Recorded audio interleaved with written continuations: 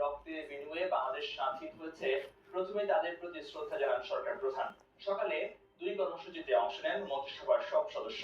এ সময় দেখুন বন্ধুরা, বাবা আমার জন্য চাল ভাঙিয়ে এনেছে। তিনটি চ্যালেঞ্জ রয়েছে। মন্ত্রিসভার আকার বৃদ্ধি নিয়ে এই প্রধানমন্ত্রী রাখতে পারাই নিবেন বলেও জানান তিনি। আর আমি আর বাবা খাচ্ছি। বাবা খবর দেখছে। বাবা দাদা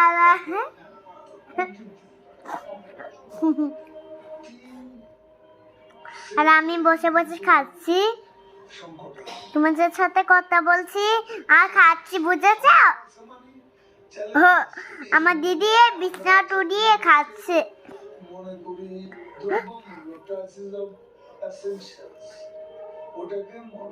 আমার দিদি